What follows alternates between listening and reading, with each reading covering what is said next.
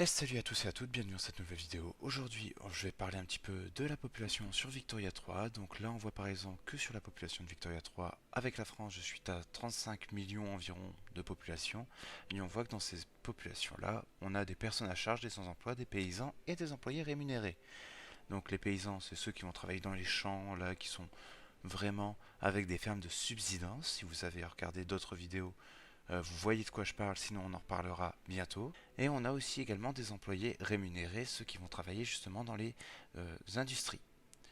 Également, on a les sans-emploi et les personnes à charge. Donc les personnes à charge, c'est vraiment celles qui sont à la charge de l'État, celles qui ont justement des prestations sociales. Donc, dans ces populations-là, on peut voir qu'on a par exemple un PIB. Donc on a un PIB par habitant qui est de 0,77. C'est la richesse de la population française, dans notre cas. Donc plus votre PIB est important, plus votre population possède de richesses. Donc plus elle possède de richesses, mieux votre économie tournera. Cette économie, justement, elle va être définie selon un niveau de vie. Donc on va avoir trois classes, les classes inférieures, moyennes et supérieures, donc qui travaillent toutes dans des différents domaines. On a tout le temps besoin d'avoir des classes inférieures pour pouvoir justement subvenir aux emplois d'ouvriers, et pareil pour les classes supérieures, pour les capitalistes ou les aristocrates. Donc lorsqu'on vient dans l'onglet population, on vient remarquer ici qu'on est à 32 millions de classes inférieures, 2 millions de classes moyennes et 600 000 de classes supérieures. On voit que la classe inférieure est celle la plus en difficulté, d'où le nom, et on voit qu'effectivement, ils payent 7% en plus cher que le prix de base du marché. Alors pourquoi le prix de base? Parce que là on voit par exemple que les céréales sont un petit peu plus chères. Donc on voit que c'est 20,1, donc plus 0,7%. Donc on suppose que de base le prix de base des céréales est vraiment de 20 d'argent. Justement on va vouloir diminuer par exemple le prix des céréales, le prix des spiritueux et le prix des vêtements pour pouvoir justement limiter les dépenses de la population, pour pouvoir justement leur permettre d'avoir un meilleur excédent, pour pouvoir augmenter le niveau de vie et aussi pour du coup passer d'une classe inférieure à une classe moyenne, parce qu'il faudra quand même alimenter évidemment cette classe moyenne pour pouvoir faire les autres emplois que j'avais communiqué tout à l'heure. On voit également que le revenu moyen du groupe social de classe inférieure est de 4,7, 14,2 pour les classes moyennes, 60 pour les classes supérieures. Donc plus leur revenu est important aux classes supérieures, plus on va pouvoir mettre de fonds d'investissement dans la construction.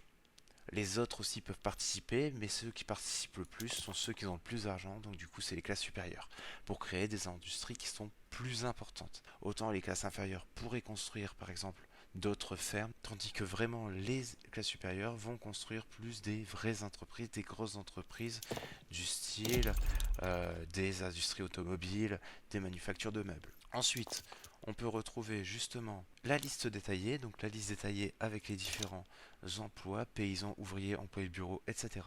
Et lorsqu'on arrive par exemple dans les ouvriers, on voit que on a 200 000 sans emploi dans les Rhônes, et c'est avec une richesse du coup, un niveau de vie affamé, parce que du coup ils n'ont pas d'emploi, donc ils vivent seulement des prestations sociales, si ils les perçoivent. Donc c'est ce qui fait qu'ils deviennent radicaux, comme étant donné qu'ils n'ont pas un bon niveau de vie, ils deviennent radicaux, ce qui va jouer sur notre économie et qui va jouer également sur nos moyens de construction.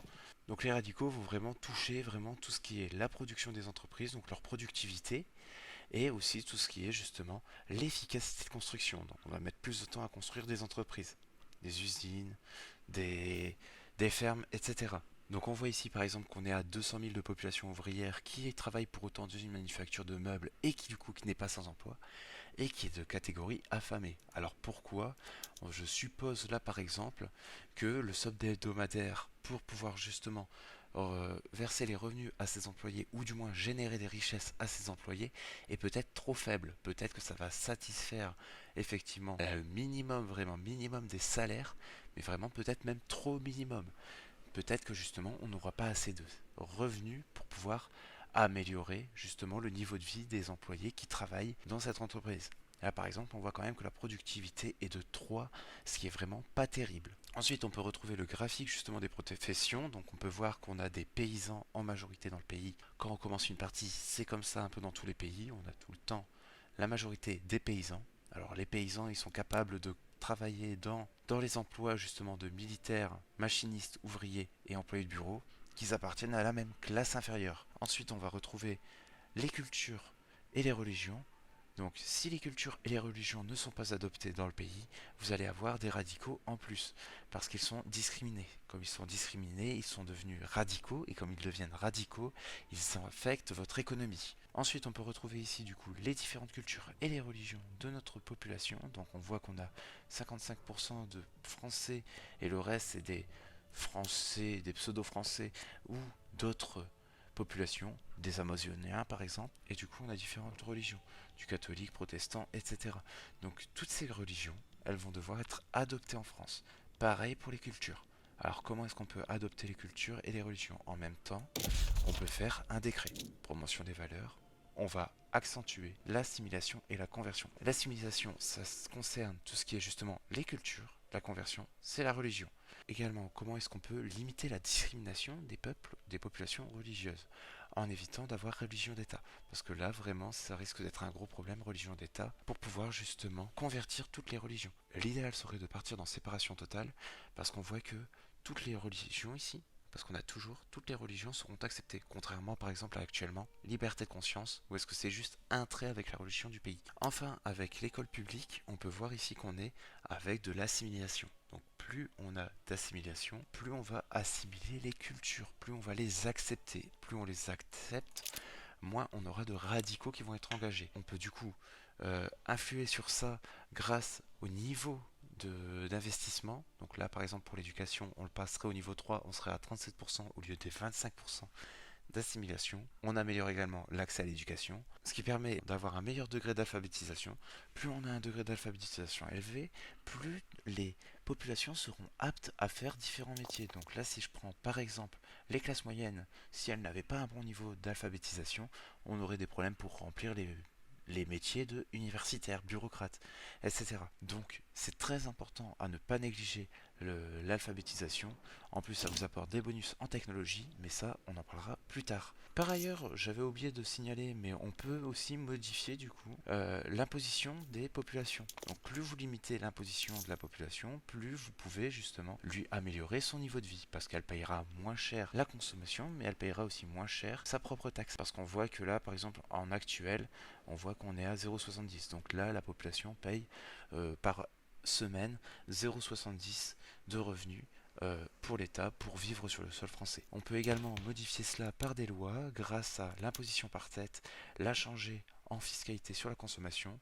On enlève complètement le 0,70 d'impôt par tête et la taxe foncière plus le taux d'imposition sur le revenu. On n'est plus que sur le taux d'impôt sur la consommation. Ce qui est très intéressant pour pouvoir augmenter votre PIB, mais qui, par contre, faudra le gérer correctement pour pouvoir justement être positif en financier. Pour terminer, la radicalisation et les loyalistes, on les voit ici. Donc les radicaux, eux, vont permettre justement d'entraver votre économie. C'est ceux qui ne sont pas satisfaits de votre gouvernement et qui vont vouloir avoir tendance à faire arriver des lois pour pouvoir justement les satisfaire et améliorer leur niveau de vie. Tandis que les loyalistes, c'est ceux où justement ils vont être enclins à accepter votre gouvernement et qui n'accepteront pas forcément les changements proposés. J'espère que cette vidéo vous aura plu et qu'elle vous aura aidé pour pouvoir comprendre un petit peu plus justement les populations sur Victoria 3. Et sur ce, je vous dis ciao ciao.